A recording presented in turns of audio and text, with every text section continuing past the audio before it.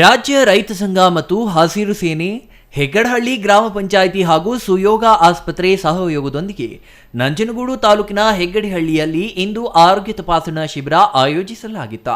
ಈ ಕಾರ್ಯಕ್ರಮದಲ್ಲಿ ಸುಯೋಗ ಆಸ್ಪತ್ರೆಯ ಡಾಕ್ಟರ್ ಎಸ್.ಪಿ. ಯೋಗಣ್ಣ ಮಾತನಾಡಿ, ರೈತರ ಆರೋಗ್ಯ ರಕ್ಷಣೆ ಮಾಡುವುದಕ್ಕೆ ಸಹಕಾರಿಯಾಗುವಂತೆ ರೈತ ಸಂಘದಿಂದ ಪ್ರತಿ ತಿಂಗಳು ಒಂದು ಗ್ರಾಮದಲ್ಲಿ ಆರೋಗ್ಯ ಶಿಬಿರ ಆಯೋಜಿಸಲಾಗುತ್ತದೆ ಎಂದರು.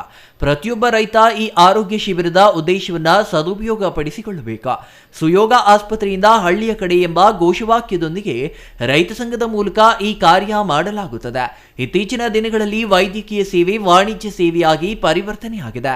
ಶೋಷಣೆ ಮಾಡದ ರೀತಿ ಆರೋಗ್ಯ ಸೇವೆ ಮಾಡಬೇಕಾಗಿದೆ ಎಂದು ಅವರು ಅಸಮಾಧಾನ ವ್ಯಕ್ತಪಡಿಸಿದರು.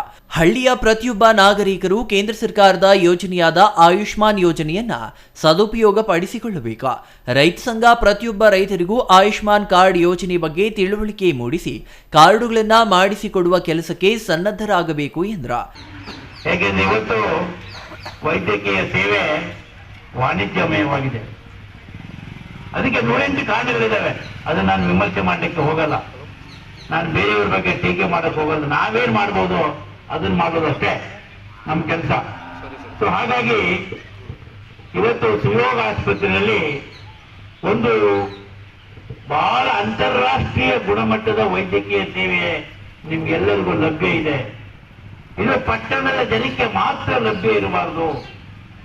ನಾನು ಯಾವ ಗ್ರಾಮೀಣ ಪ್ರದೇಶದಿಂದ ನಾನು ಯಾವ ಮಣ್ಣಿನಿಂದ ಬಂದಿದ್ದೇನೋ ಒಬ್ಬ ರೈತನ ಮಗನಾಗಿ ಅವರಿಗೆ ತೆಗೆದುಕೊಳ್ಬೇಕು ಅಂತ ಹೇಳಿ ಇವತ್ತು ಇದಕ್ಕೆ ನಾವು ಸುಯೋಗ ಆಸ್ಪತ್ರೆ ಹಳ್ಳಿಯ ಕಡೆಗೆ ಅನ್ನೋ ಒಂದು ಘೋಷಣಾ ವಾಕ್ಯವನ್ನ ಇವತ್ತು ನಾನು ಕೊಡ್ತಾ ಇದ್ದೇನೆ.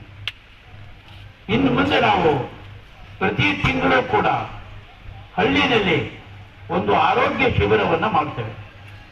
ಎಲ್ಲ ತಜ್ಞ ವೈದ್ಯಗಳನ್ನು ಕೂಡ ಕರ್ಕೊಂಡು ಬರ್ತಕ್ಕಂಥ ಕೆಲಸವನ್ನ ಇದು ಪ್ರಥಮವಾಗಿ ಸ್ಟಾರ್ಟ್ ಆಗಿದೆ. ಪ್ರತಿಯೊಂದು ಶಿಬಿರಕ್ಕೂ ನಾನೇ ಬರ್ತೇನೆ.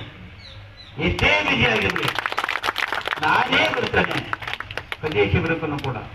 ಕಾರ್ಯಕ್ರಮದಲ್ಲಿ ರಾಜ್ಯ ರೈತ ಸಂಘ ಮತ್ತು ಹಸಿರು ಸೇನೆ ಜಿಲ್ಲಾಧ್ಯಕ್ಷ ವಿದ್ಯಾಸಾಗರ್, ಗ್ರಾಮ ಪಂಚಾಯಿತಿ ಅಧ್ಯಕ್ಷ ಕಾಂತರಾಜು, ರಘು, ಸತೀಶ್ ರಾವ್, ಶ್ವೇತಾ, ಶೈಲಜಾ ಇನ್ನೂ ಹಲವರು ಹಾಜರಿದ್ದರು. Kumar, CTV news, Nanjangud.